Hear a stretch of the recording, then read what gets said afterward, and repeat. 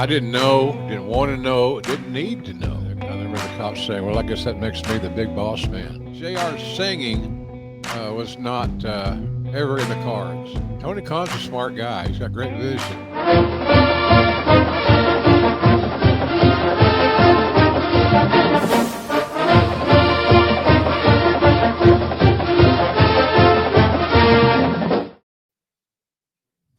Hey, it's Conrad the Mortgage Guy, and you're listening to Grilling JR with the voice of professional wrestling, Mr. Jim Ross. Jim, how are you, man? I'm good. Good to see you, Conrad and Bull. So I'm ready to roll, baby. Good to see you, man. We're excited to catch up with you. Of course, we are coming off a big sports weekend. Of course, it was the kickoff of college football season. NFL is going to get kicked off this week. But Jim, you're actually headed to your first love, college football, Oklahoma, Michigan this weekend. I am fired up for that. I am fired up. I'm ready to roll. It should be a hell of a game, and I hope that we can hang with those guys from the Big Ten. I think we can. We'll see. I'm anxious to see the guys play. We got a new quarterback, which is exciting because he's really good, and so we'll see how it plays out. You know, first game of the year of significance. We had a game last week, but it was nothing. But OU and Michigan is a big game.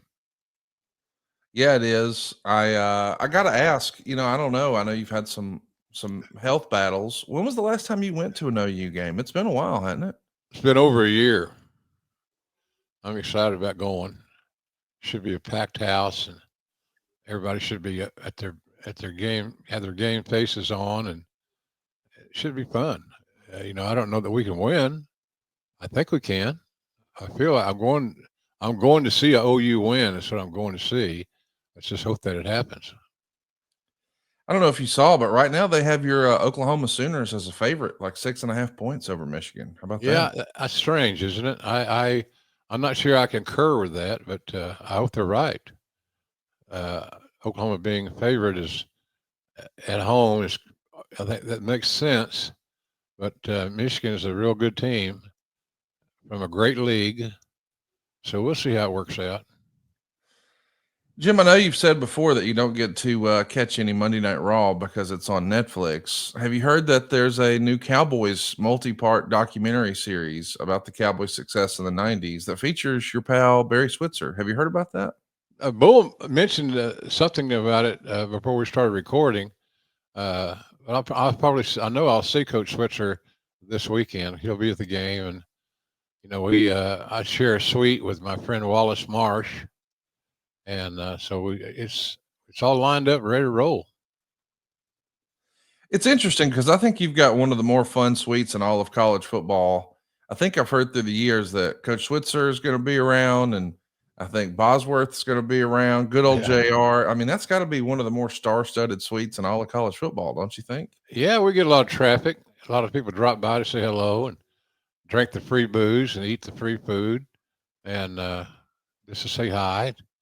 So I'm looking forward to it. I see a lot of old friends in that suite. It's really cool. It's all thanks to Wallace Marsh, to be honest with you. But I'm just a perennial house guest, I guess. But I'm very appreciative of the fact that Wallace is my good friend, and that we share similar interests. He's a massive OU fan, and it helps me get around. I was just thinking about that. I got to have a plan because I walk okay, but I'm out of balance some. And so we're going to talk about that later today. I got a parking spot right across the street from the stadium. I mean, literally across the street. So I'm excited about seeing all my buddies and maybe having a social and hopefully get a win out of this damn thing. Well, I'm excited you're going to see football. I know once upon a time you never missed a game, and I know you've moved, and obviously the loss of Jan and spending less time in Oklahoma, and then the health challenges, not one but two different bouts with cancer. It's time that you got back to doing what you really, really enjoy. And hey, last we heard you were thinking about putting your place on the market. What's the latest and greatest? Are you still moving forward with the plans to head back home to Oklahoma full time from Jacksonville Beach? Yeah, absolutely. Plans in place. We've had some lookers, and we got an open house on Saturday, and I'll be gone, obviously. So I'm it's moving forward. Just got to get some more traffic. Well, I can't wait to see what happens there. I think I'm actually looking at it right now on Zillow. Yeah, if this is it, you can actually go pick up JR's house and live on the beach. It served you well. You've had a lot of fun down there for a few years now, right? I have. It was a good move, and it's appreciated immensely. So I'm happy I bought it. It's a good investment, and we'll see where it takes us. Do you think Jan ever had a dream of, hey, one day I'd like for us to live at the beach? It feels like a lot of people say things like that, like, hey, one day we should get a place at the beach. Was that a dream of Jan's once upon a time? She talked about it. Yeah, she talked about it, and it's worked out well for me. I've enjoyed it, but it's time to go home. It's time to get reinvest in my senior football and see my grandchildren and my daughters and so forth. So it's all positively motivated. I can tell you that. Well, I can't wait to get you back home in Oklahoma, back where you belong. And speaking of Oklahoma, I don't know if you saw it over the weekend, but Oklahoma's very own Wyatt Hendrickson won the Real American Freestyle Heavyweight Championship. Of course, it was the inaugural event for Real American Freestyle, RAF. It aired live on the Fox Nation app. I have to admit, I was not familiar with Fox Nation, but I found it in the App Store. I downloaded it. And for $7.99 a month, I'm watching Real American Freestyle. I can't believe how affordable this is. I mean, once upon a time, this would have been considered like a PLE, but I kind of didn't know what to expect. You know, if I'm honest with you, I haven't watched a bunch of amateur wrestling, but I knew they were going to try to jazz it up a little bit. And it certainly had a UFC style feel, but it felt like the ground floor of something pretty big. I've heard some really positive stuff behind the scenes. And I got my fingers crossed. This will be a new platform for collegiate wrestlers to pursue their athletic endeavors. I thought Chael Sonnen did a great job on commentary, and I He's love good. He's Kurt really Angle good. did his thing. Yeah, I wanted to see. Did you have a chance to check it out, or have you met Wyatt Hendrickson, or what can you tell us about I that? have not. I have not. I'm familiar with the concept, but I didn't see the first show. Now, is that the show that Bischoff's involved in? That's right. Yes, sir. It was originally, I guess, Chad Bronstein and Hulk Hogan, and I think Bischoff has kind of stepped up in the absence of the Hulkster. In one of the photos there that our crack producer Bull Ramos had, you could even see Nick Balea. We might call him "quote unquote" Nick Hogan in the background. He's sort of serving as like their, I don't know, on-air commissioner figure, if you will. I just saw him strapping the belts around the winners, kind of like Dana White does in the UFC. I was really happy to see Nick, you know, stepping up and trying to pick up where his dad left off. You can see left to right there. There's Eric Bischoff, and there's Nick Hogan, I guess we'll call him. But on the far right, the big fellow with the belt, Oklahoma's Captain America, if you will, Wyatt Hendrickson. That dude's going to be a megastar, Jim. I think you should check him out. You'll be proud you did. I will. I will. He's got a hell of a body. He looks like an athlete, doesn't he? He's looks like a stud, and I'm sure that he is. It's pretty remarkable too when you take a look at these athletes, and I know that you know this is old hat for you, but I look and I see that fellow was born in January of '01, and I'm like, oof. Like in my wrestling brain, WCW went out of business 2 months later. Like that dude missed it all. Like I'm old. What's going on? 2001, Jim. Yeah, he's a pup. Yes, he is. He's still a pup, but he looks like a stud boy.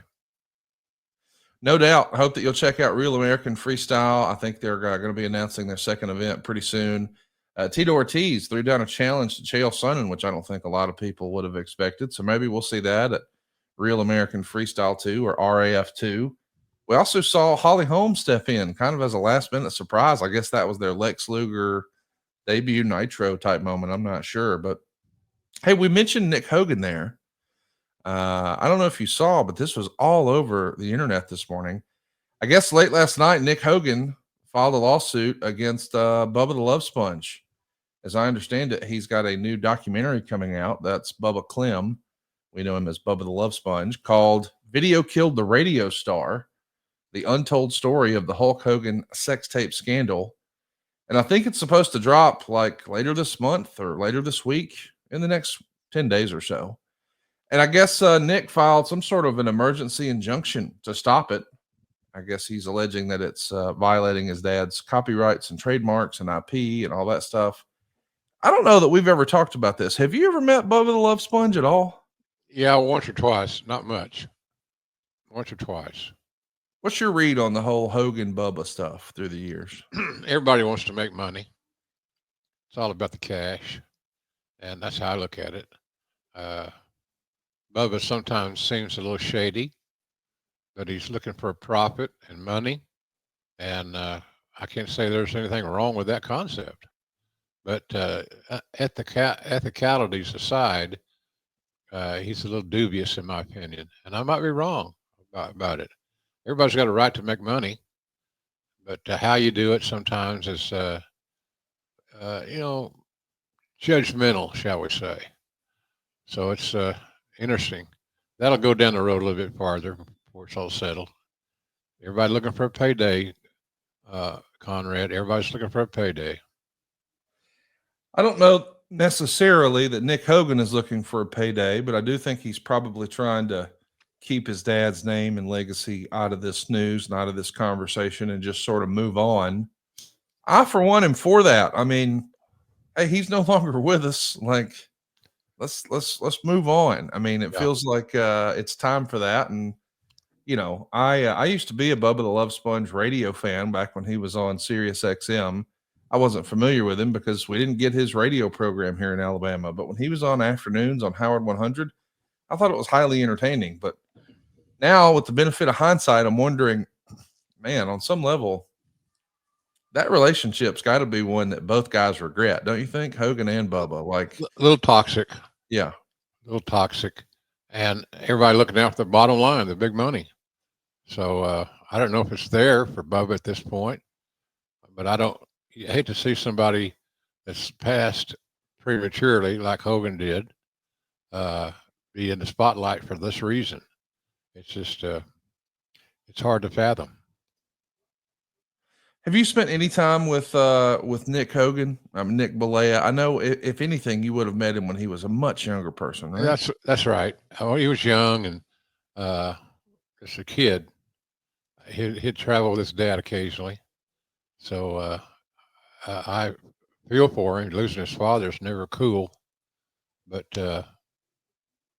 he's in a tough spot. I'm sure he's getting a lot of advice from a lot of different people.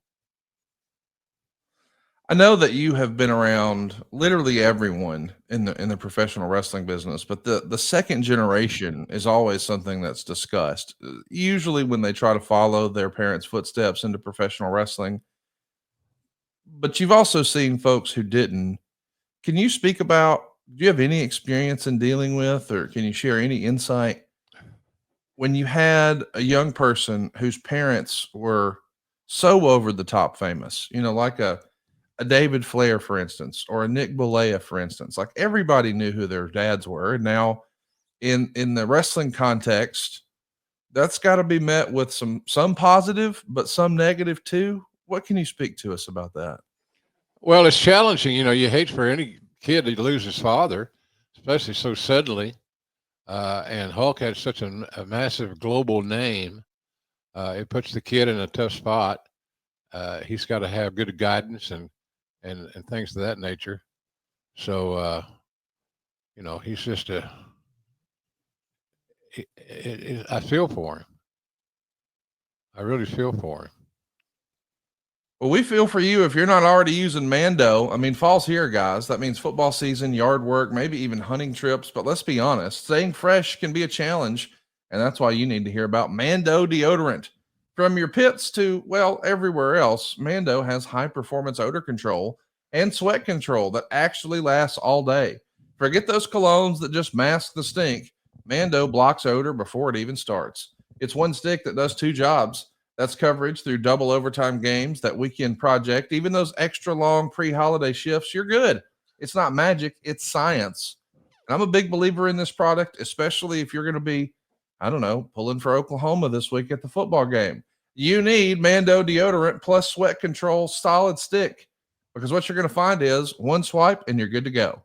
And this ain't your typical deodorant. It's clinical strength. It's at least twice as good at controlling sweat than the standard deodorant. And Mando actually controls both sweat and odor for 72 hours. But check these stats out. After just 12 hours, underarm sweat was reduced by 92%. You know, this stuff really works. And it works because it's been re-engineered to stop odor before it starts. You see, Mando doesn't just mask odor, it prevents it. And 100% of the study participants experienced all-day odor protection. And they don't fill it full of junk. They're not loaded with chemicals. Mando only uses premium ingredients like gentle mandelic acid. That's going to help you stay fresh and dry. But double protection is what we're talking about. We're going to tackle both odor and sweat. It's going to give you the protection you need. And Mando Starter Pack is perfect for new customers. It comes with the solid stick deodorant, the cream tube deodorant, and 2 free products of your choice. You even get free shipping.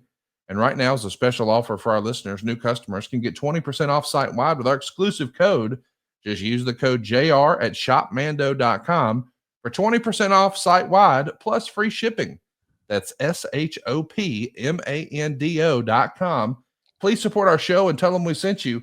Mando's got you covered with deodorant plus sweat control. Say goodbye to sweat stains and hello to long-lasting freshness. And Jim, this is what it looks like. You're looking for the orange, and bam, you're good to go. I'm a big believer in this, dude. The idea that it's going to control your smell and your sweat for 72 hours, that's like a no-brainer, Jim. Absolutely no-brainer. I use it. It works perfectly. It's a great product, American-made. I love that, and but it works. That's the bottom line. We say it all the time here. When we get a sponsor that works, we like to tout them. And Mando is just a great product, and it's so simple, and it works. It works, Conrad. You hear what I'm saying? It works. I like that. Let's see how you've processed all of this information about Rampage Jackson. It feels like that story continues to evolve. We're happy to report that Psycho Stu or Sicko Stu, the real life Stuart Smith, is home.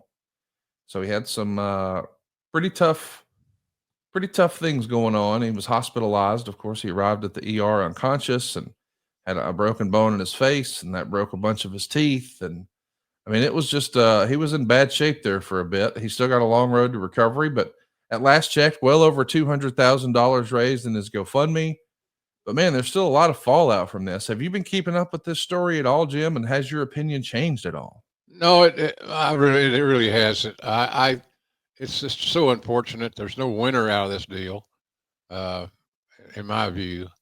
I'm glad that Rampage is standing up for his son and doing what he can, but the damage has been done, and now it's time to move on and see how this thing ends, how the story ends. But it's just an unfortunate situation. Should never have happened. I admire Rampage for standing up with his son, even though his son was obviously in the wrong. Yeah. So, we'll see how it ends at the end of the day. It's going to be interesting to see how it plays out. But certainly, the victim had no. He had no. He was a victim, and his that picture that Bull put up there, at least it showed him his eyes open. He's not dead, but he's in a tough spot. Financially, it looks like he's getting some help, which is great. It's good that people are chipping in. So, but it should never have happened. And his son has got to be held accountable. Well, we're going to wait and see what happens. We're recording on Wednesday morning, and so this thing is now at least 10 days old. And I don't think there's been any formal charges. In our conversation recently, we found that I don't believe there's been any sort of criminal discussion. How challenging will that be in the confines of pro wrestling? Do you remember seeing anything like this before where the line was crossed and maybe the law doesn't understand where show business ends and real life begins? Have you had a situation like that in wrestling before? I haven't, but I understand where you're getting to. The kid's I don't think the kid has a leg to stand on. The assailant. So that's really unfortunate. young guy faced with all these issues. So it's just hard to evaluate if there's any right in this matter. I can't find any right in this matter whatsoever. So we'll see how it plays out, but it's going to be interesting at the end of the day. Litigation is obviously forthcoming and things of that ilk. So we'll see, man. We'll see. This should never have happened. And I feel bad for Rampage because, like a lot of fighters, I'm sure he's undercapitalized. So hopefully it'll work out to some degree of decency, and we'll see how that plays out at the end of the day. It's far from over, I'll tell you that.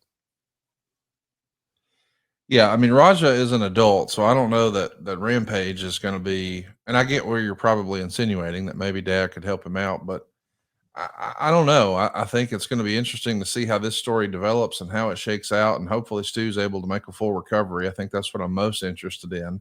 I'd love for him to be one of wrestling's great success stories, and he has, some sort of a comeback match. And I don't know, it could even be a really fun story on like an AEW pre-show or something, or just showing him ringside, or just a tip of the cap, if you will. But it does feel like WWE is trying to distance themselves. Obviously, they weren't involved. They don't have anything to do with any of this. But I think once upon a time, the school where this was happening was a part of the WWE ID program.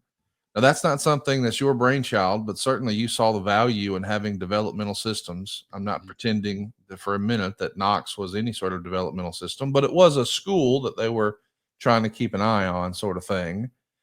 How much of a challenge was that for you as an administrator for WWE to sort of have any oversight over what's happening in another wrestling facility hundreds of miles away? That had to be pretty stressful at times. Absolutely, because you're between a rock and a hard spot. Sometimes you feel like you just can't win, and that was kind of the case in this situation. So I haven't heard all the details and all the facts. Haven't read about a lot of it other than the overlying story, but it was unnecessary. What Rampage's kid did was absolutely unnecessary. And so we'll see how it plays out, but it's got to play out a little bit more for us to come up with some specific conclusions of this matter. Do you remember there being a time in your wrestling tenure where maybe the police weren't involved, but you felt like it crossed the line, and it became less about story and less about performance and less about boys will be boys, and it just became assault? Do you remember ever seeing that? Like, I Not remember. really. Okay. Not really. It's it's just it's just egregious as hell. You have a hard time justifying it. At least I do.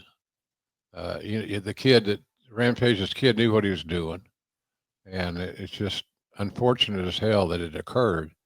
I mean, the guy could have been killed, and then now you got murder on your hands. Uh, so like I said, I know that it's not played out, and it will soon play out, I would assume. So we'll see, man. We'll see. I'm not. I don't. It's not a good thing to talk about as far as is who's right, who's wrong. I don't know what led up to the fierce confrontation and a guy's life in danger, but it certainly occurred that that's what's happened. Yeah, I hate it because when I brought this up to Jeff this week, Jeff had a different take. I kind of felt like you did, that it's only a matter of time before there are some legal ramifications, whether it's criminal or civil. Mm-hmm. But Jeff seemed to think, hey, if they go the civil route, the only winner in that deal will be the lawyers. Is that usually your experience too? That Yeah, when there's two lawyers involved, they may get resolution, but it's not what either side ever hope. And the real winners are the attorneys involved. pretty much. That's a society. That's a part of our society right now, Conrad. But that's kind of how I see it. There'll be money distributed. Where it comes from and how much, who knows? But they're not through slicing the pie. I can tell you that. Well, I'll tell you this. Sometimes you do need a lawyer on your side because life happens fast. Like you could be 1 minute you're driving home after work, and the next minute, man, you see flashing lights in your rearview mirror. Your heart's going to skip a beat. Your hands are going to tighten on the wheel, and you might start asking yourself, what do I do now? That's when you need someone on your side. And with the Legal Buddy app, you can connect with a local attorney in seconds, not hours, not days, but right when you need help. Whether it's a DWI, a car accident, a criminal charge, or even just a traffic ticket, the Legal Buddy app puts real legal support right in your pocket. Imagine having an attorney on call, ready to guide you through some of life's most stressful moments. This isn't a call center. This isn't a waiting game. It's direct access to a lawyer who understands your situation and your community and who can step in right away. Think about it. When trouble knocks, do you want to face it alone? Or would you rather have the confidence of knowing a professional is already on your side? That's the peace of mind that Legal Buddy gives you. And here's how easy it is. Just download the Legal Buddy app at legalbuddyapp.com. Register today and use our referral code LEGAL for your chance to win a $250 Amazon gift card. Life is unpredictable. Accidents happen, tickets happen, mistakes happen. But when they do, you don't have to go through it alone. The Legal Buddy app, always on your side. Download the app today and enter the referral code LEGAL.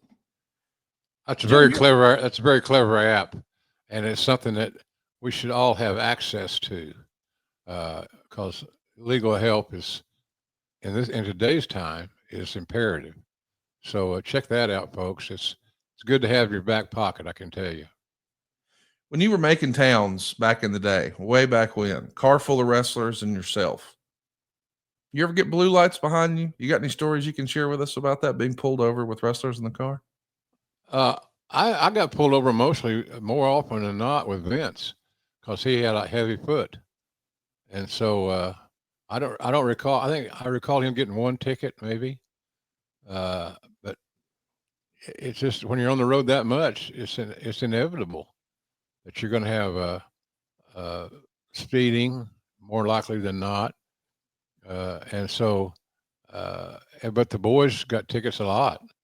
And they can normally talk their way out of them because of their recognition, and people knew who they were. So, but it's still a scary situation, especially if they got open containers in the car, a 6-pack of beer, whatever, some weed. But it was, it happens. It's life, and that's why I think that having an attorney, having access to an attorney to address your issues is imperative. It's important in today's world. Maybe more important now than ever.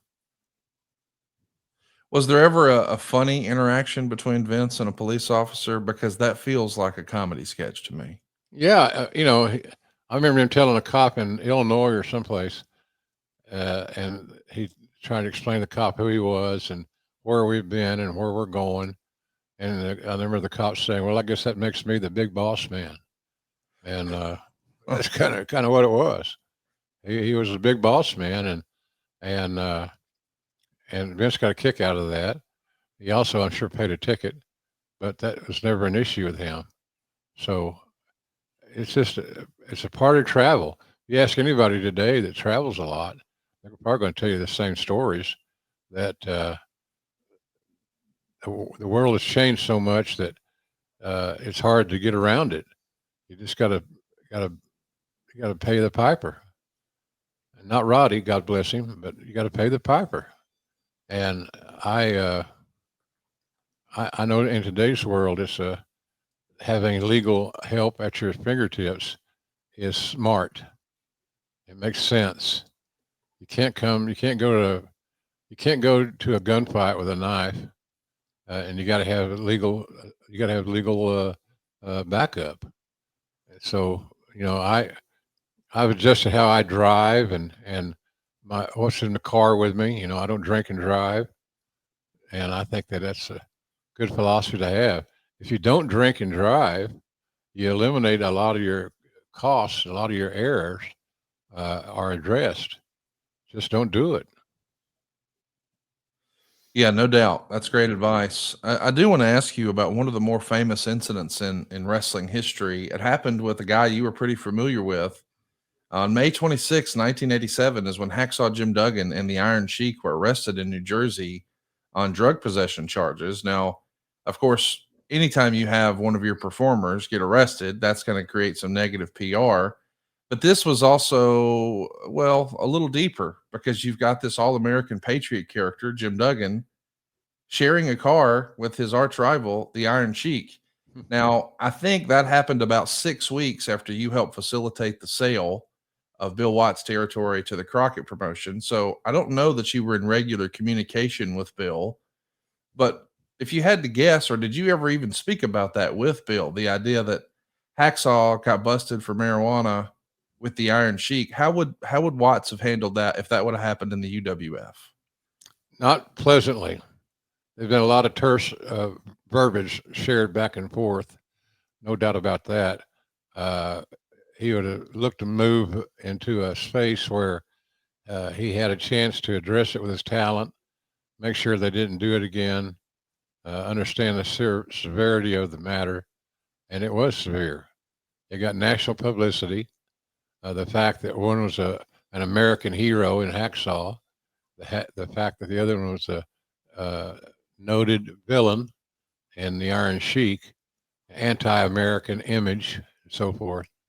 But he would not have liked it whatsoever. Breaking the kayfabe was a big thing to him, and so luckily that it worked out for everybody's pretty much best interest at the end of the day. But it wasn't funny to be around at that point in time. So I'd say this guy's got off lucky. Do you remember having a conversation with Crockett? Like, how was this received in the wrestling business back in '87? Did the wrestling insiders at the time feel like these guys had embarrassed or brought shame to the industry just because they broke kayfabe, or by that point was it kind of old hat? No, I think he was like any other promoter. It struck a blow to the sanctuary or the sanctity of the business. And for God's sakes, the one thing you don't need any more of in pro wrestling was to have a scandal or have a calamity. And that's what that created. And it made a lot of headlines. And nobody made headlines for saying, well, we did the best we could. And those guys are just like big high school kids. They messed up. And it's a shame because, as you know, Conrad, or you may not know, both those guys are good guys. Yeah. Sheik was a good guy. He was a little naive in a lot of things. Hacksaw I've known since day one, and I love the guy. He's a superhuman being. But he dodged that bullet. So did Cosgrove. They didn't get blackballed from the business, but they're lucky they didn't. Yeah, that's what I wanted to ask. Yeah, I mean, that does feel like the type of thing that the word blackball would be thrown around for. And, I know that there's talk in certain circles that, Raja Jackson is going to be blackballed from ever entering the pro wrestling business. I don't know that he had any aspirations to do that anyway. He's going to be a mixed martial artist as long as he can avoid the jumpsuit. But there's other people involved who may get blackballed from wrestling. We know that wasn't really a thing for Hacksaw or Iron Sheik. Do you remember someone being blackballed from wrestling before? Not really. Huh? Is it even possible to be blackballed? If you can draw money, Conrad, and sell tickets, it's not possible. Wow.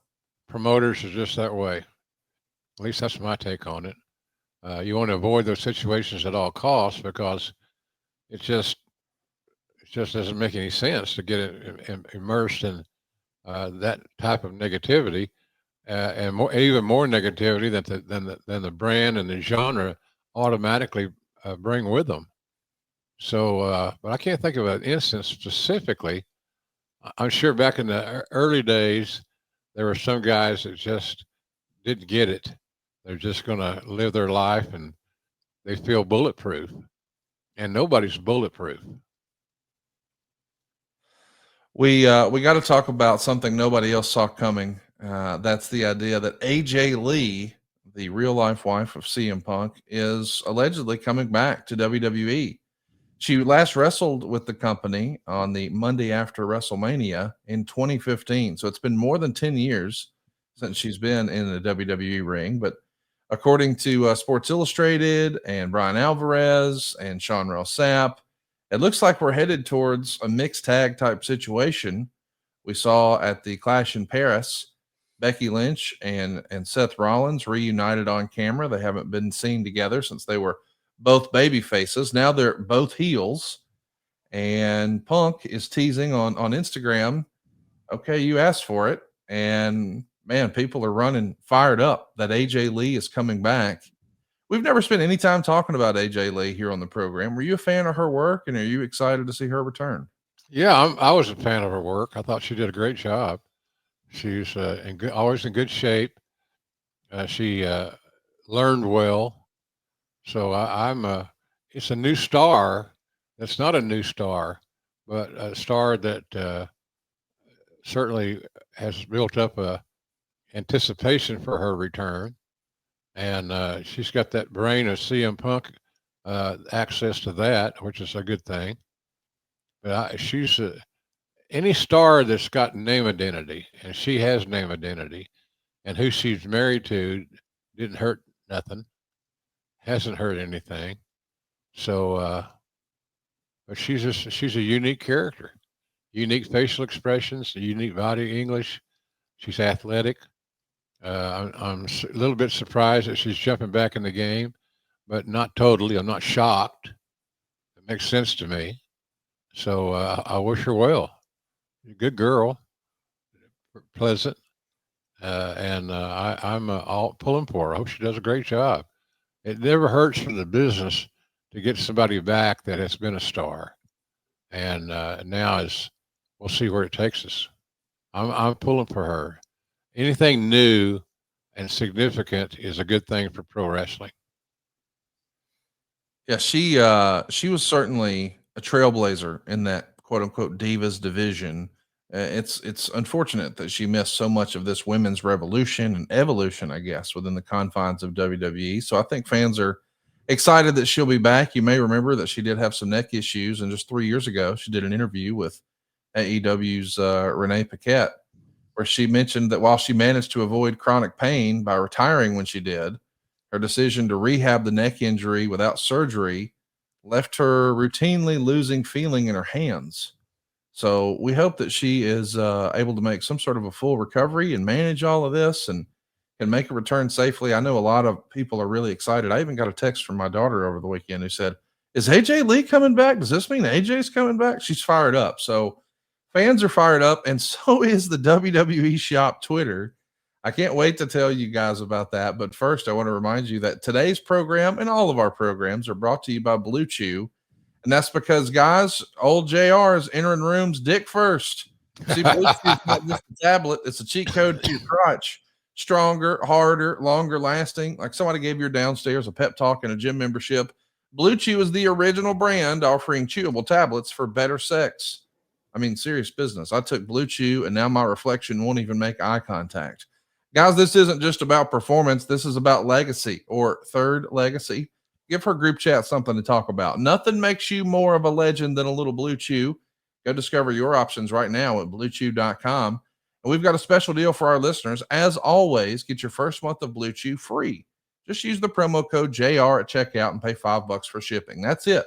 Join Blue Chew's mission to upgrade humanity one thrust at a time.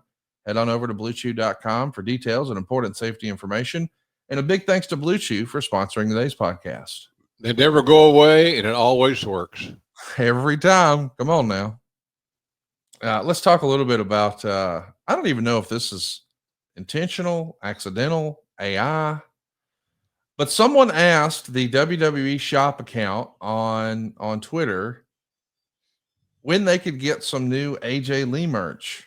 There's lots of rumor and innuendo that AJ is going to appear this Friday at the SmackDown in Chicago, and a lot of people assume that she's going to be a part of a mixed tag match at WrestlePalooza that we sort of laid out. So the tweet says, "Where's the AJ Lee merch? What am I meant to wear on Friday when I watch SmackDown? Normal clothes?" And WWE Shop says, "Hey there, of course we wouldn't expect that. With AJ Lee's return to the ring, we're looking to have some fire gear, hopefully in time for WrestlePalooza. Be sure you're signed up for emails and get the latest updates on new live inventory. Happy shopping. This feels like AI, of course. This is an automated function that WWE is employing. I guess, I just assume. But boy, the internet is running with it like, hey, this is a potential spoiler. I never imagined that we might be blaming AI for spoilers. What do you make of this, Jim? She's coming back. I love that. She's on her way back to the house. Yes. And it's going to work out because she's got name identity. She's got a great rub person, shall we say. It's not phrased very well, but she's on her way back. They're not going to go that far and add that kind of information without the fact that she's returning. And she was always a real good athlete, but she's smart. Good crowd psychology, and I think she's coming back at a good time. You know, they need a fresh face. They, meaning WWE, needs a fresh face, especially in the women's division, and she could work. So I'm proud that she's coming back, if that's what she wants to do. I hope she's not jeopardizing her health, which I assume she's not. So we'll see how that pans out, you know. But good for her. People need to live their dreams, and I know one of her dreams is to be a big star in WWE, and so now she's got a second chance to make that happen. Well, we're excited to see what happens or doesn't happen this Friday, but I think it's interesting that AI may have accidentally issued a spoiler. That's probably the first time AI has done something like that in the confines of wrestling. But I wanted to ask you, do you remember another incident where someone inside the tent accidentally spoiled something kind of big? For instance, I know that the internet at least once a year has fun posting clips of you when you were at the height of your frustration hosting that Saturday morning live call in, fax in, email show known as Livewire. And perhaps most infamously from your time there was an episode of Livewire where Vince Russo, who was doing a Vic Venom character, basically guaranteed that Bret Hart was winning the 1997 Royal Rumble. Now, of course, Russo has always sworn he had no idea that was the actual plan. But from what I understand, Vince was pretty pissed off about this. Do you remember that conversation? I always try to stay away from that shit. I didn't know, didn't want to know, didn't need to know. And Russo got in a little too deep on that scenario. Who won the Royal Rumble? Did his prophecy come to life? If you'll recall, that's the one where Steve Austin wound up screwing Bret Hart. He was eliminated and then snuck back in, and they did a Final Four in your house the next month in Chattanooga that was supposed to determine who the number one contender was. But darn it, Shawn Michaels lost his smile a few days before. So whoever won that Final Four was going to become the new world champion. Yeah. Well, I'd forgotten. It's been too long. Yeah. I remember the controversy in general around that scenario. But Vic was looking for headlines. Russo was looking for, to make himself more infamous. And he succeeded in a large part. Do you recall, is this what led to Russo sitting in on meetings with Vince? Because it does feel like he went from working with the magazines to being on Livewire to, before you know it, he's sitting in on booking meetings, and then he's got a larger and larger voice. Is that the way you remember that progression going? Sure. Yeah, pretty much. He was a very ambitious guy. He knew what he wanted to do. He had worked enough on the inside to know what he could do and what he couldn't do, and where there was deficiencies that he could contribute to. And Russo is very polarizing, he was ambitious, and so what the hell, more power to him. All he wanted to do was make more money and solidify his position within the company.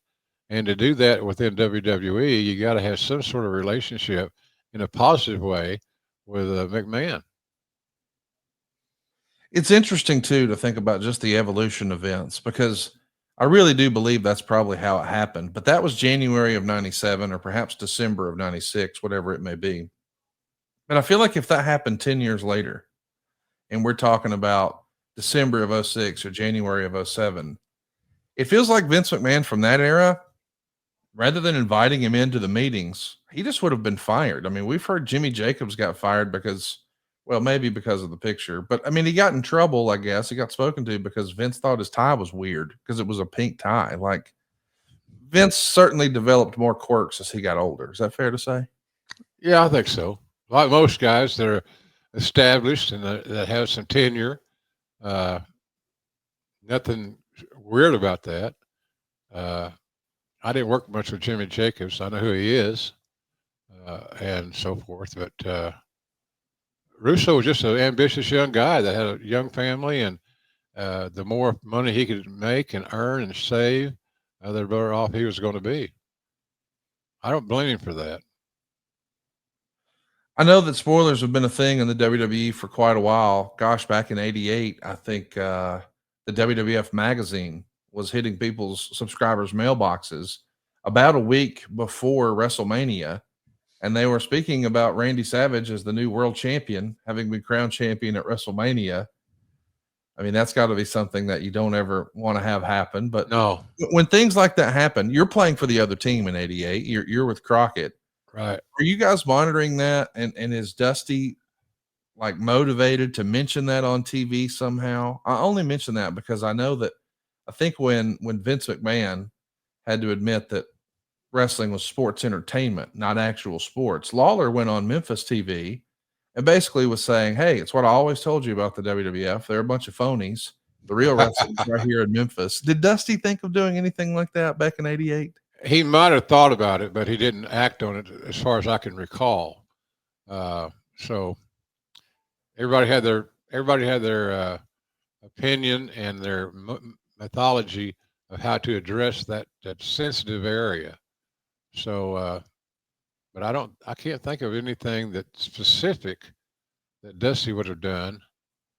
Maybe internally, just within the troops, but out in the open, I can't think of anything, Conrad, right now that he would have been responsible for in this world, in that particular area of life. Well, I'll tell you what, we're responsible for a live studio audience, and we greatly appreciate all of you guys hanging out with us early on a Wednesday morning. Jack Gaffney's with us, and Aaron's with us, and Matthew's with us, and appreciate the whole cast of characters hanging out with us. But there's a nice message in here I wanted to share with you from Matthew. He says, "Jim, I just finished Under the Black Hat last night. Great job. I could hear your voice in my head while I read it. Your description of the Hogan Rock match had me lost in the moment. The book made me really respect you more as a man than ever. You went through some shit at WWE, but always kept moving forward.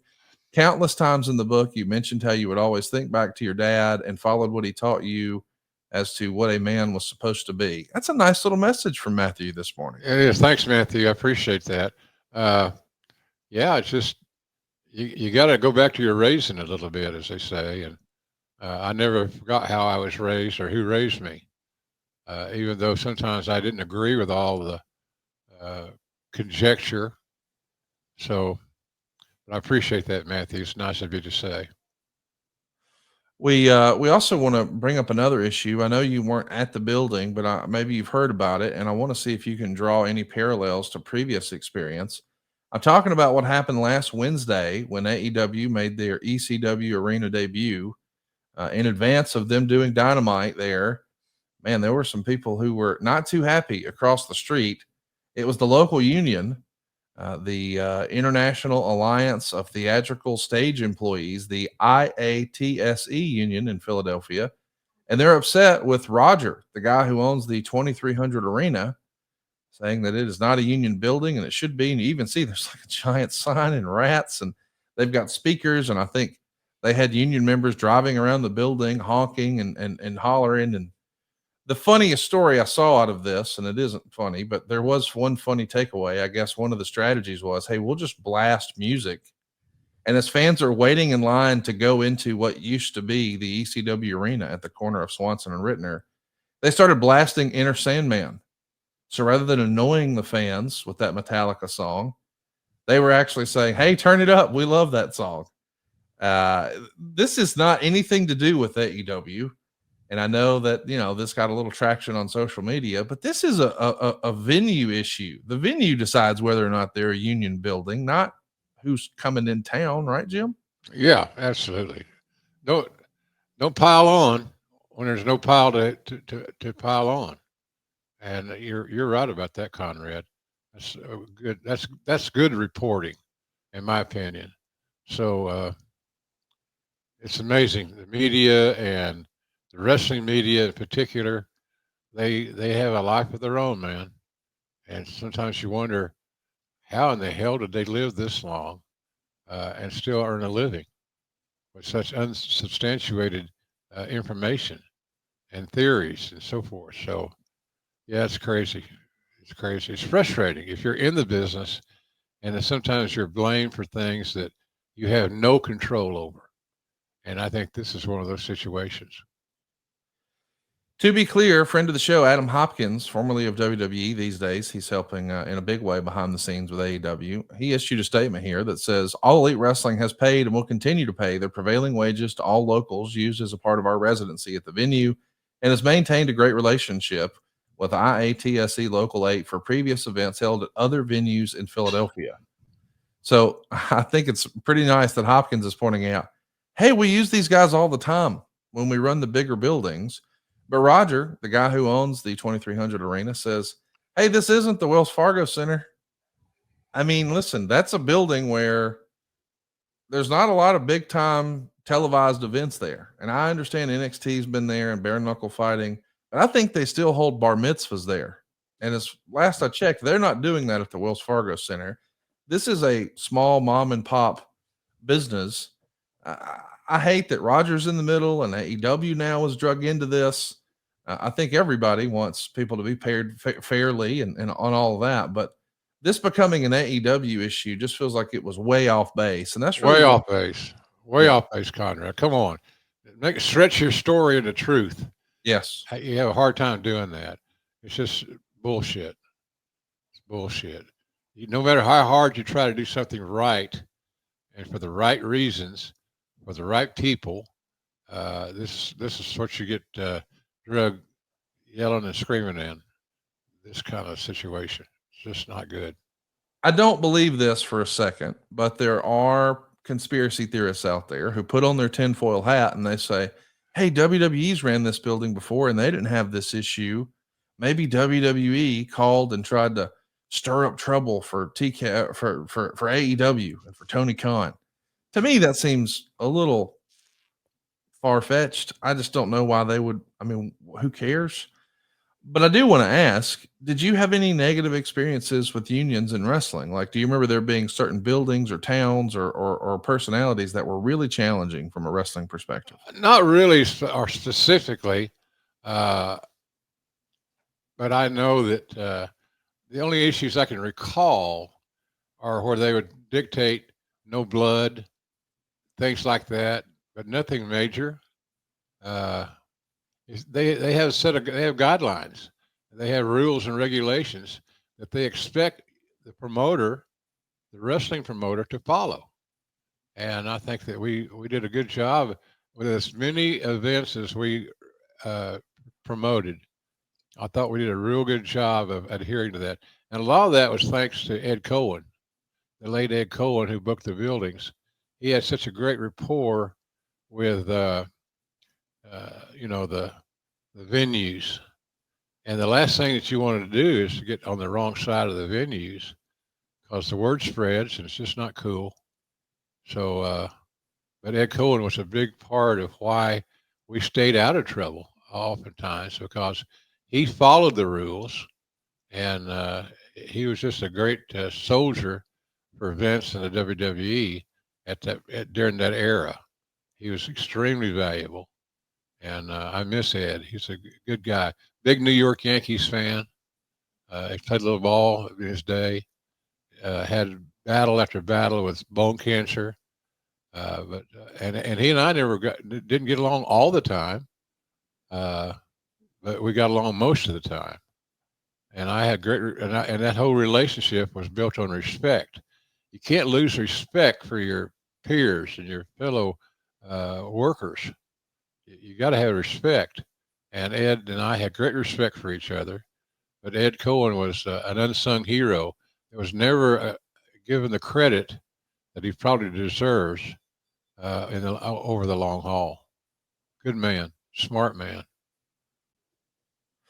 Well, you'd be a smart man to go ahead and check out Home Chef. JR and I absolutely love Home Chef. And with summer winding down and the chaos of back to school ramping up, are your healthy eating habits starting to slip due to convenience? We've all been there. Well, skip the expensive takeout and unhealthy options. Home Chef delivers fresh ingredients and delicious meals directly to you. You can save money and simplify your routine with flavorful meals that everyone will love. Home Chef delivers fresh ingredients and chef designed recipes conveniently to your doorstep to simplify your cooking experience. Users of leading meal kits have rated Home Chef #1 in quality, convenience, value, taste, and recipe. Whether you prefer classic meal kits with pre portioned ingredients, quick 30-minute recipes, oven ready options, microwave meals, or a dedicated family menu, Home Chef has everything you and your family need for hassle free, delicious dinners. Home Chef has over 30 options a week. They serve a variety of dietary needs, and it's more economical too. You see, Home Chef customers save an average of $86 per month on groceries. And when meal planning ends up on the back burner, you got to check out Home Chef's new 5-ingredient meals that simplify with super easy recipe steps using just 5 fresh pre-portioned ingredients.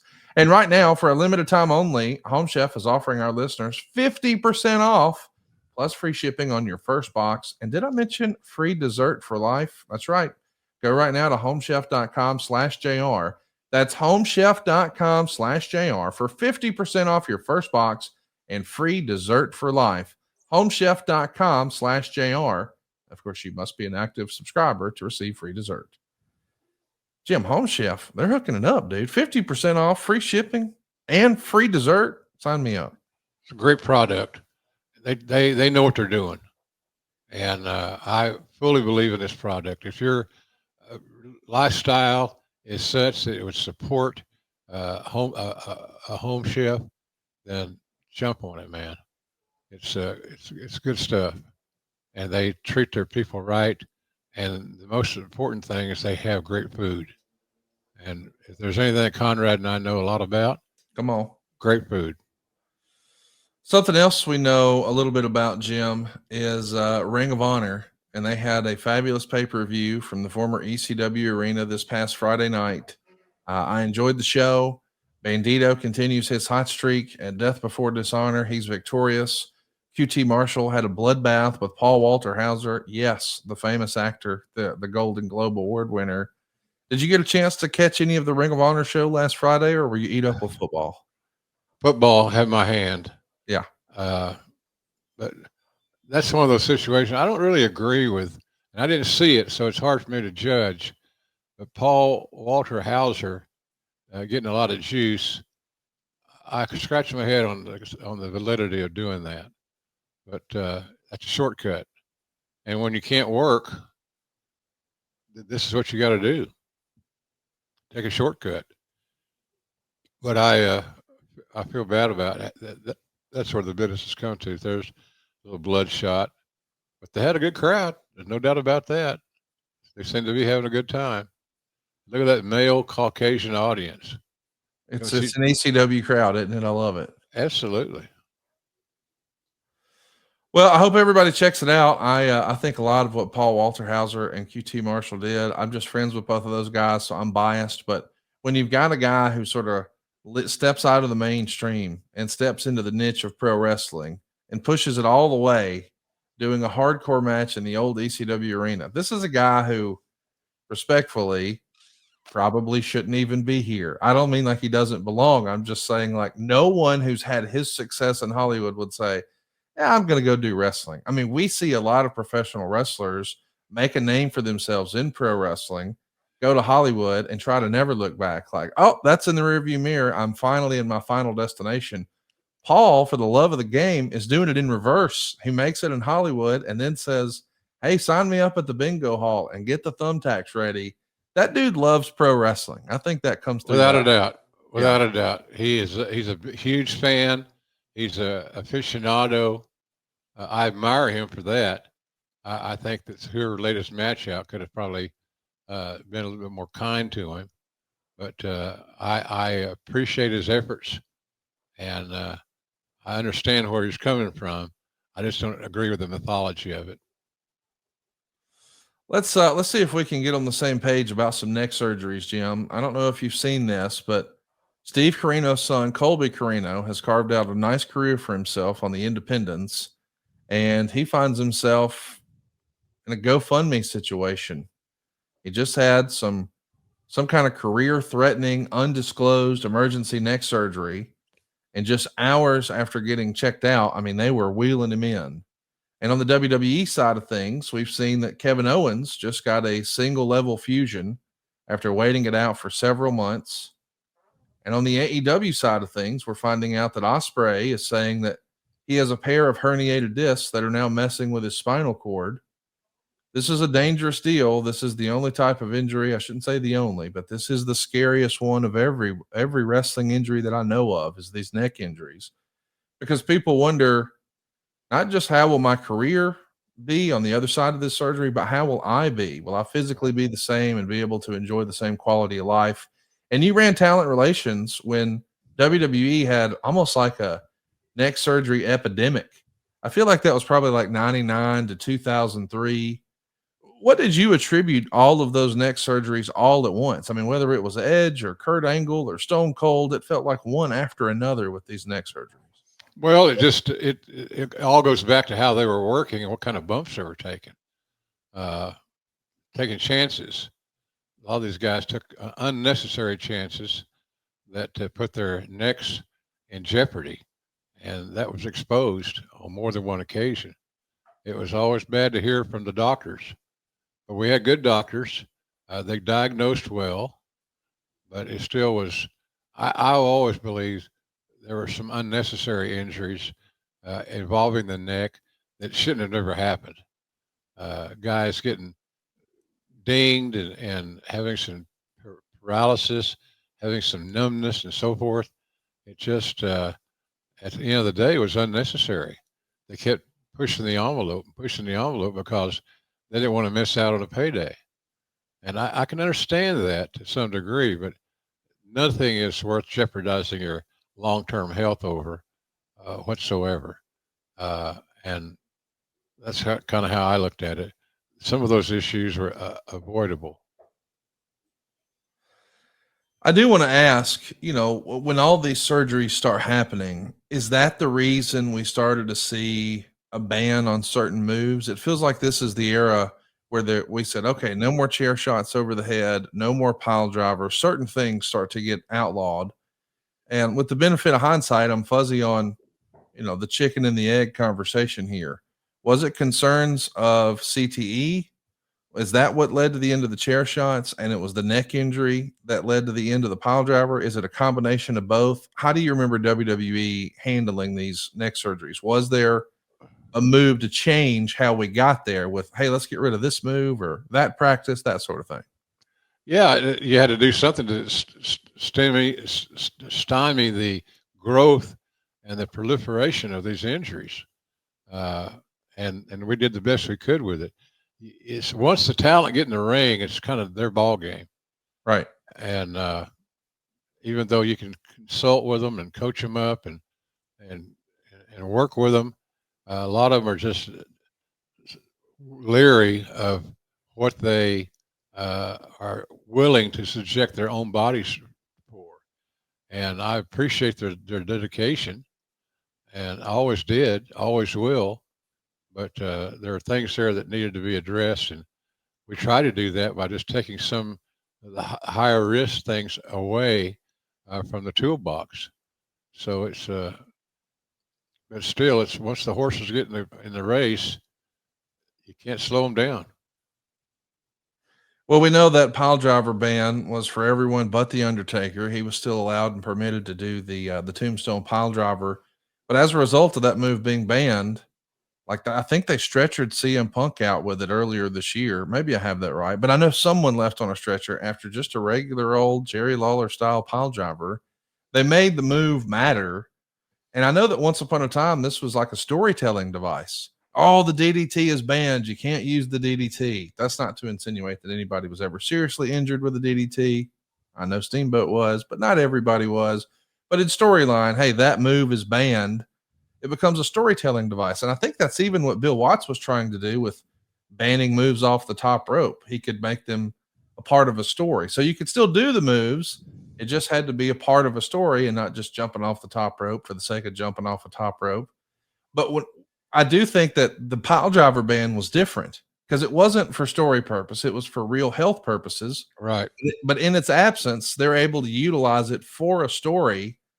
It's kind of reverse engineering here. I dig it. Do you think that we should see certain moves or circumstances or situations banned? Should anything change in the ring to eliminate this recent rash of neck injuries?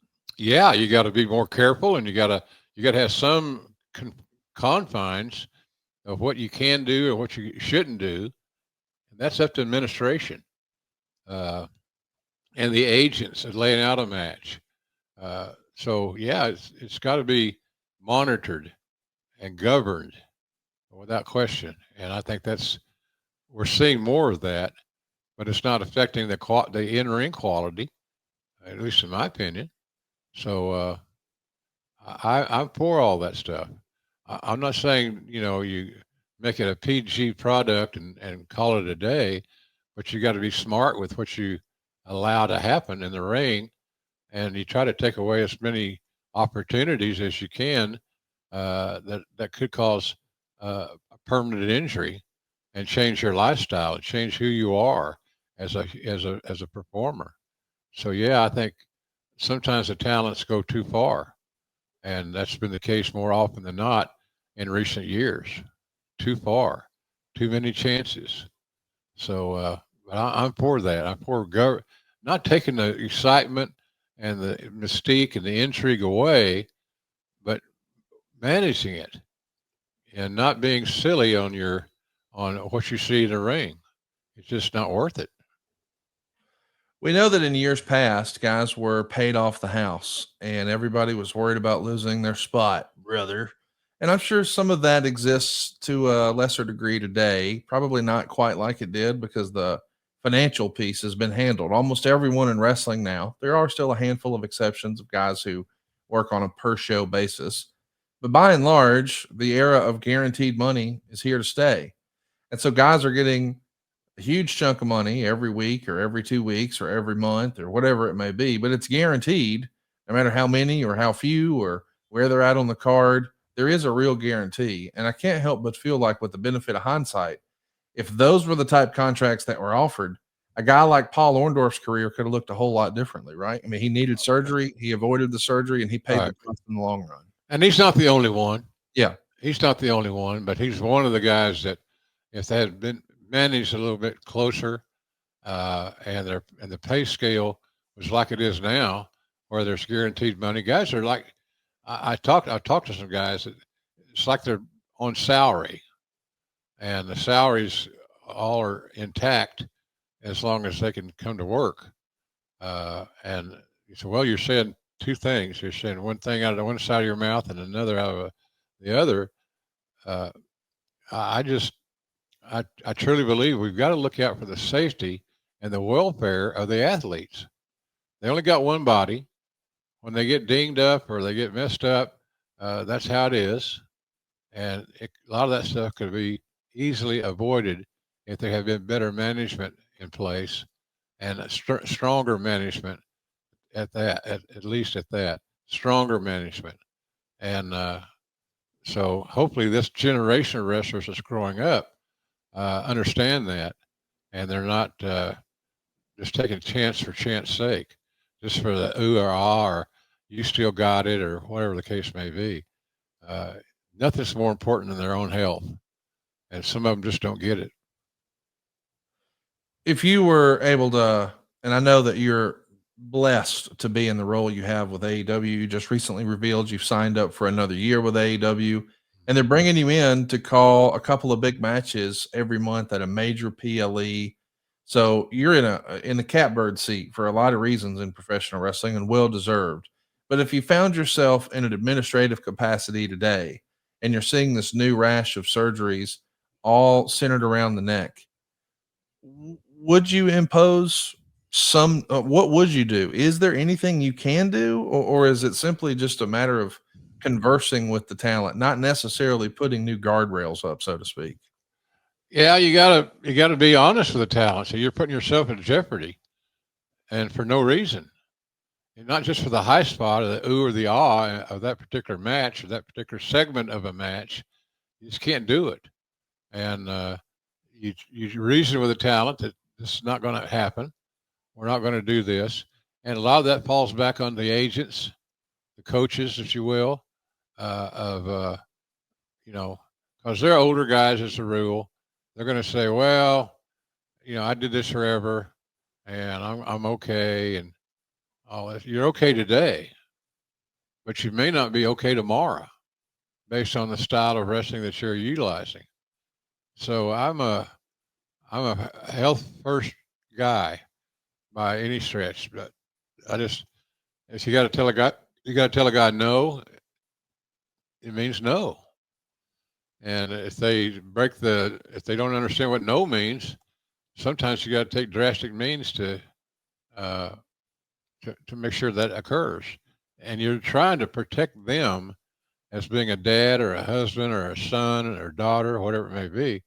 You just you can't do it. You can't do it. And the only way to stop that is not book them.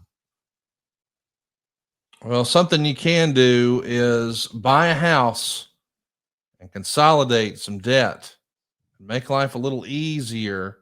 Just like my man Justin did. He's an auto sales manager in Knoxville, Tennessee. He came to SaveWithConrad.com because he was looking to do some home remodeling and he wanted to knock out some debt. Well, check out these before and after photos. Justin used the equity in his house to turn his house into his dream home with no money out of pocket. Yeah, what a remarkable before and after he's got there. Not only that, we knocked out all of his debt. He even showed him how to skip his next 2 house payments. You can do that too right now. You wouldn't have to make your October or your November payment. You're done until December 1st. That'll give you something to be thankful for. I know Justin is thankful to be saving more than $1,000 a month. Now, I want to be clear. He didn't just do this remodel and save $1,000. He did this remodel, pocketed his house payment for 2 months, and then 2 months later, his monthly payments were $1,000 cheaper. All those credit cards that were maxed out, they're paid off. That house where he said, hey, one day I want to do this and someday I want to do that. He did it, and he did it with no money out of pocket. And when it was all said and done, his payments went down. I know what you're thinking. That sounds too good to be true, but it's not. If you have credit card debt and you're carrying debt, you know that interest that you're paying is way too high. Not only that, it's also not tax deductible. And I've always been of this opinion. Once you owe the money, it's up to you how to pay it back. Why not pay it back at the best rate possible? Why not pay it back at the greatest tax deduction possible? Why not pay it back with the cheapest monthly payment possible? And think if Justin was to apply that $1,000 a month savings to his monthly payment, imagine how much faster he could pay his house off. Give yourself a raise. This is really simple by leveraging the equity in your home to make life a little easier. Go right now to SaveWithConrad.com. Let my team run the numbers for you. We'll do it for free, just like we did for Justin. And if it doesn't make sense, hey, we'll part friends. No big deal. But it's no cost, it's no obligation. And if we can't help you save money, we won't waste your time. It costs nothing to look, as my pal JR says. Check it out right now at SaveWithConrad.com. And don't forget, we give you a 3-year guarantee. All the experts tend to agree that interest rates are going to fall in the coming years, and we don't want you to miss out. Get the best deal for you can and stop the madness. Stop the insanity of overpaying these credit card companies. It's crazy high interest. You're literally flushing your money away every single month. Let's make it count right now. And when rates improve, dude, I'll help you refinance again without charging you new lender fees. Find out how much money you can save right now for free at SaveWithConrad.com. Go to SaveWithConrad.com. That's NMLS number 2129, equal housing lender, SaveWithConrad.com. It just makes too much sense not to do it. Yes. Try to figure out a reason to not do it. and you won't find it. It's a great thing to do. It's good for your family. It's good for your long-term financial planning. It just makes a lot of sense, folks. So check out SaveWithConrad.com and see how they can help you, because they can and they will. Somebody who's been helping behind the scenes in WWE land is the Undertaker. And this kind of caught me off guard. I saw an interview with Mr. Iguana, who's become one of the bigger stars in the new AAA acquisition from WWE. He spoke about the Undertaker in an interview, and he says, I met him back at the PC in NXT. He's great. A lot of advice. Looking at him in AAA, it's surreal for me because you walk around and see this big guy in Gorilla. You usually see Conan and AAA wrestlers. Now you see the Undertaker, the guy you've seen all your life as a kid. It's surreal. I just see him there. Maybe I see him more. When I talk to him, it's just advice. If I'm chill, he's 100% more all the time. Never stressed. You never get the feeling that something is bad or something is missing. He's all chill. My only experience is that he's seeing the monitors. He's checking everything. I don't see his facial expressions, just seeing the monitors. Of course, Mr. Iguana, ESL, but man, what a promo, sharing his insight about his experience with The Undertaker. And we've heard for years, Jim, that he was the locker room leader. He's the quote unquote godfather of the locker room. He's the locker room enforcer. He's all of these things. But I don't think a lot of people would have ever guessed, hey, he's going to put on headsets and start to help produce the show. Were you surprised that The Undertaker is interested in this, or is this not a surprise to you? Not a surprise. He's a leader, and leaders lead. No pun intended. I'm not taking the cheap way out. He helped me so much as the head of talent relations with a talent that had an issue or a problem or was a problem. He just was the Rock of Gibraltar, shall we say. He just never let you down, and you could always depend on the Undertaker. And pro wrestlers at times have been known to not be as dependable. And Taker was always, he was our Clint Eastwood, our John Wayne, whatever you want to say. He was reliable and he was dependable, and he had plenty of time to help the talent. So he was a leader in and out of the locker room. And I was just blessed to have him as a part of our team when I was in that role. I mean, listen, we've heard different people have different skill sets. Like we've heard that, you know, this guy's a great finish guy, and this guy's an outstanding agent. Oh, this guy's he's got a genius mind for wrestling when it comes to booking. What do you think Undertaker's strong suit will be? Will he wind up being, you know, a Michael Hayes type, a Bruce Pritchard type? I mean, I know Bruce is big with creative, and we know Michael Hayes is one of the more fabulous agent and / producers. If you had to guess, and I know you're not there, so you're just guessing based on your prior experience with him, what role would best suit Undertaker or Mark Calloway? He's the kind of guy that's you can say, hey, we need some help with this guy, or he's close, but he's not there yet. How can we facilitate his progression, his evolution? And Taker's the kind of guy that can look at a talent and come up with solutions to that talent's problem or problems, and take it from there. He's a really valuable asset. I don't know if anybody on the roster that adds more or can add more than Taker does to the roster. He's so well respected that when he says something, talents believe it because it's true. He's not looking for their spot. He's looking to help them get better, and the more that they improve, the better off everybody is. So he's a team guy, and I can think of a million roles that he could be involved in, but basically working with talent is first and foremost and primary. So I'm here. I'm picking up what you're putting down. I've heard before, once upon a time, and gosh, this was more than 10 years ago, that Terry Taylor, once upon a time at the Performance Center, was taking on more of a role of quote unquote finishing school. He's not necessarily working with guys who are brand new to the business, who are trying to learn the basics. He was getting guys who weren't quite ready for WWE TV, but man, they were on their way. You think that's probably what we're looking for with The Undertaker?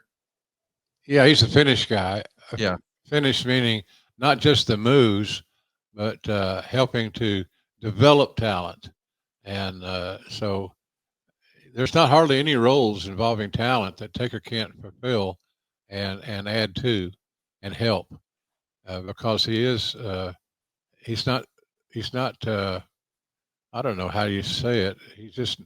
He has a clean agenda.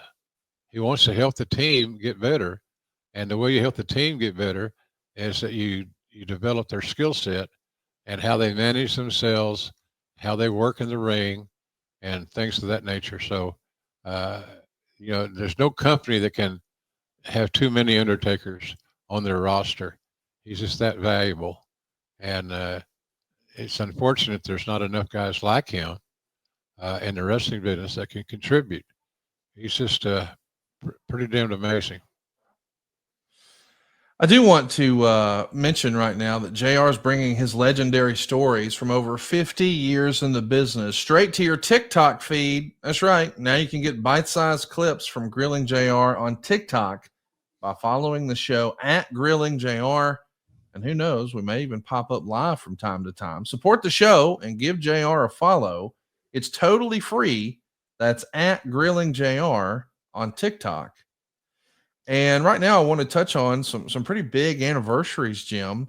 It's hard to believe as we take a look at like this week in wrestling history that as folks are listening to this on Thursday the 4th, today is the 30-year anniversary of WCW Monday Nitro.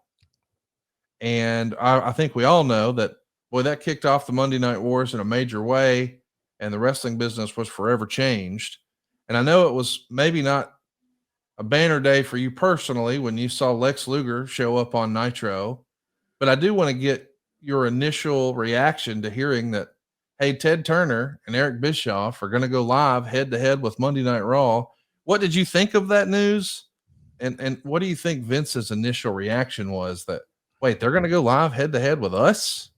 What do you think Vince thought of that way back when? I don't think he was too high on it. I think that I think he knew that it was inevitable. They're there for the fight and for the competition, and so we kind of knew that things like that were going to happen. Just didn't know when or exactly the mythology and how it was going to go down. So I don't think anybody was totally shocked. The Luger appearing on Nitro was a shock, but wasn't unexpected. It was going to happen. Look at Mean Gene there. God bless him. That's quite the crew in the ring. So, boy, I miss Gene. I look at that picture. That's just his personality right there. Just what a great salesman. What a great guy. Nobody was shocked that Luger made that move because his character sometimes was in jeopardy. But he was a big star, and it gave him attention and created a awareness, and that's what they wanted to do, and they succeeded. Is the story correct that Luger's lawyer found some sort of a breach that Vince had to ultimately accept, or is that not the way it happened? I'm not sure about that, Conrad. I'm really not sure about that. I know that when we found out, we started investigating, and apparently there was some sort of don't say loophole, but apparently what there was, or they wouldn't have got by with it. So, but it wasn't anything that we didn't think could and probably would happen at some point in time. I do want to ask, when you think about those Monday Night Wars and how much the landscape changed with the premiere of Monday Nitro, when do you remember thinking, "Oh, this is a real horse race now"? Because for years and years, and I know it's hard for people who just live and die by the Monday Night Wars to really wrap their head around this, but WCW was not making money in 88, 89, 90, 91, 92, 93, 94. They were always looking for the magic bullet to compete with WWE, and nothing ever came close. So I'm sure this was sort of taken with, we'll see. I think everybody expected it to not really go their way. No one could have predicted the success of Nitro. But was there a singular moment in time where you thought, oh, well, we have underestimated this? Might have been that. It might have been Luger appearing on television and getting the world stirred up about the Monday Night Wars or the pending Monday Night Wars. There was plenty of talent to go around. There's always going to be a factor of how do you manage the talent and how do you justify the rosters? Because, like I said, there's plenty of talent to go around and make entertaining shows, and they did a nice job of positioning themselves in that regard. So, to me, it was just inevitable, and it just didn't work out for them in the long run. So, anyway, I'm not shocked when you start talking about big business and competition. I'm not shocked of what happened or what didn't happen. It just was a challenging situation for everybody, and it's put a kind of a cloud over trust. You know, is this guy signed up? Is this guy locked in? Is he or she not? So I I just think it has a chance to be had a chance to be really good, and for a while it was really good for everybody. I got to talk about what's been really good for everybody. Another major milestone earlier this week. We passed the 7-year anniversary of the original independent yet ROH affiliated version of All In. It went down at the Sears Center. Now it's called the Now Arena in suburban Chicago. Hoffman Estates has a plaque out front still commemorating this opportunity. It was born out of a Dave Meltzer tweet where someone asked Dave, do you think someone other than WWE could fill a 10,000 seat arena in the United States? And Dave said he didn't think so. Cody Rhodes quote tweeted it and said, I'll take that bet. And they went all in. I think Cody's sister Teal actually named the show, and Ring of Honor was the home of Hangman Adam Page and the Young Bucks and Cody Rhodes. And they lined up their production. And Dave Lagana created a series along with Cody and Nick Aldis around the NWA World Title. And the result was the most successful independent show of all time. And Jim, you and I were talking about this just a couple of weeks prior to the event at Zany's in Nashville. I rode up to see you and Jerry the King Lawler, and afterwards you were gracious enough to let me take you to the Palm and buy a steak and a sweet talk when you come into the first Starcast. And you actually watched, I think you landed during the show, Right, and got to the arena, and we had a suite set aside for you and Barry and other wrestling personalities to watch the show. So you were in the building for the first All In. And I know behind the scenes, Tony Khan was already making moves and trying to figure out the viability of this opportunity. Hey, that's how Chris Jericho was able to make that surprise appearance. They used Tony's, or one of Tony's jets. But I've always felt like that show almost served as like a proof of concept to show television networks and sponsors what was possible with AEW. Little did we know here on September 1st, 2018, that come January 1st, 2019, AEW would become a thing. And as soon as you were contractually eligible, you'd be there too. When you think back to the very first All In, would you have ever imagined that AEW would become a reality in the shadows of that show? not really, but I was happy that it did No doubt. because it funded my lifestyle for a few years, still is, and I can't thank Tony Khan enough for giving me an opportunity with a brand new company, and so I'm uh, I'm glad things worked out as they did because a lot of people involved in that transaction made a good living and advanced their lifestyles and so forth. So it worked out good for everybody, I think. I don't pretend to know all the ins and outs of how Tony Khan was able to pull off something that almost nobody ever imagined, which was a national television deal. Guys like Jeff Jarrett and Dixie Carter and literally dozens of others have tried to get national television for professional wrestling, and it seemed like it had all fallen on deaf ears in the shadows of TNA moving off of Spike TV, and it felt like it was a one-horse race. But I couldn't help but think that hypothetically, if Tony Khan were to be making pitches to, the higher ups at Turner, they might ask, hey, what stars are you going to have on this show? And maybe that's the reason we bring in a guy like Chris Jericho, and they reveal that at the kickoff announcement of the formation and creation of AEW. And they might ask, well, hey, what's the show gonna look like and sound like? And if they've got guys like Keith Mitchell behind the scenes who have that television resume, and then they've got the old black hat at the announce desk, I got to think that your name is so synonymous with not just wrestling fans, but sports fans. And I mean, your name IQ, your name recognition has got to just be through the roof. That had to make a difference in landing a TV deal. I don't have any insight, but it feels like that would be a question you would ask. Well, hey, who's going to be on the call? Right. Say good old JR. Everybody knows who that is, right? Well, I hope. Yeah. Enough of them did to get me hired, and we've been roaring ever since. So but Tony Khan's a smart guy. He's got great vision. You may not agree with all of his booking philosophies, who he's using, who's not using, and things of that nature. But he's got great vision, and he's a young thinker. There he is, young kid, boy genius, and he's well funded. So all those things are important, and I'm just glad that he gave me a chance. Yeah, dude. I mean, it has forever changed pro wrestling. It is a big week in wrestling history with the launch of Nitro and the very first, the original All In.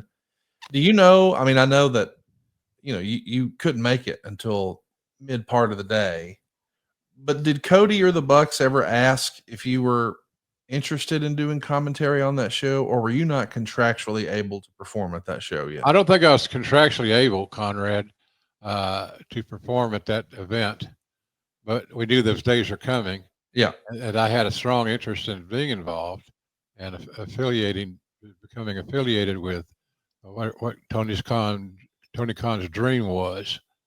So, right place at the right time for me. I was just contractually, I was able to be involved, and Tony Khan was always a big fan of my work, which he tells me all the time. We had a good rapport from the get go, and we still do. So I had a hell of a time getting to. It's funny how the hands are played. My flight from to go to England, my flight was delayed, so connections were missed, et cetera, et cetera. So I on this last trip, I ended up going through Rome, which wasn't in its plan, but I flew seemingly forever to get into the UK event.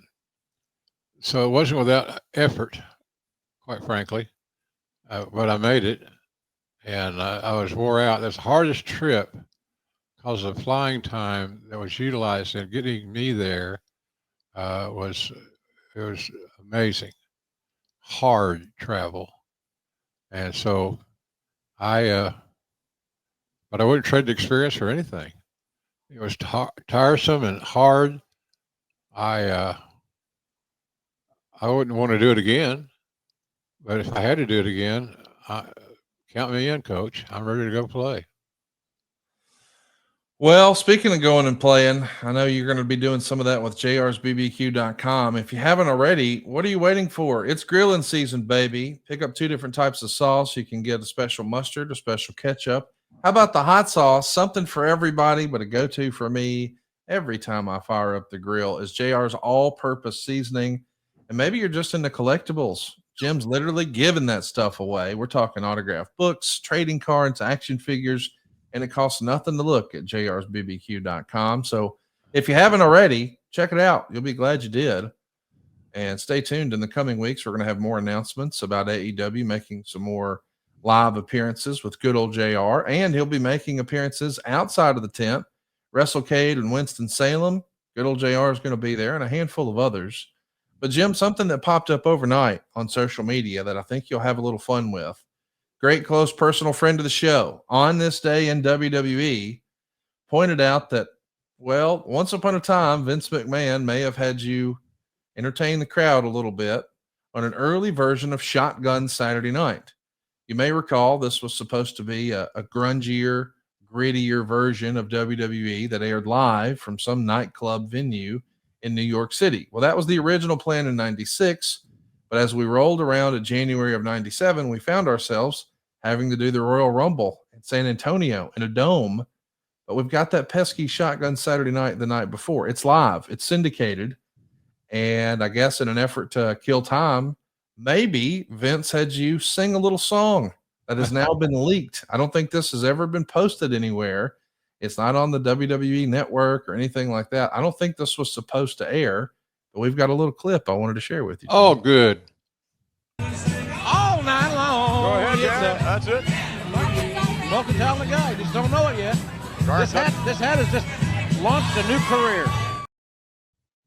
I love you having a good time there with some old Hank Jr. What do you remember about Shotgun Saturday Night and working live like that? It was a explosive, unpredictable, largely fun, but certainly for the serious wrestling fan, it might not have been their cup of tea. JR singing was not ever in the cards, but I'm glad that Vince had enough confidence in me to go out there and entertain the folks a little bit. And I don't know if I did or I didn't, but we rolled with it the best we could, Connie. It was a lot of change, a lot of flux in that era. The good old days. I love 1997 and I love me some JR, and I'm glad that you guys do too. If you haven't already, hit that subscribe button right now at grillingjr.com. That's our YouTube. You can be live with us the next time we're live and interact with JR and ask questions. And of course, it costs nothing. Go ahead and hit that subscribe button, turn on the notifications bell, totally free. And Jim, I had a good time just catching up with some of the news and notes this week. But I am looking forward to our conversation next week. We've got some big surprises planned, Jim. I can't wait. You teased me enough, so stop it. Well, we hope that Oklahoma doesn't stop it. And not only are they victorious, but they cover. Good luck in their battle with Michigan this weekend.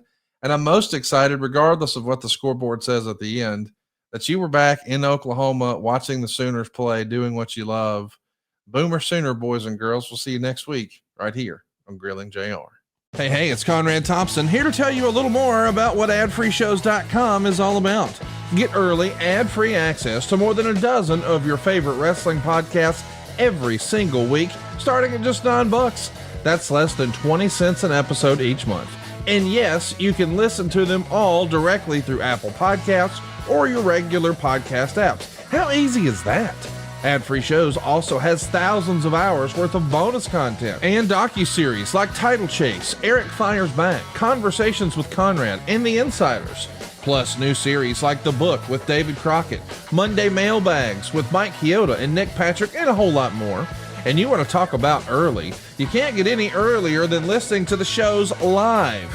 You can be a part of the live studio audience as we record the podcast. Plus, ride shotgun alongside your favorite childhood heroes for live watch-alongs, Q&As, and other interactive experiences every single month.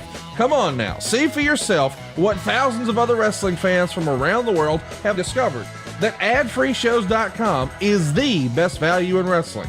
Check it out today, and hey, when you do, the first week is completely free. adfreeshows.com.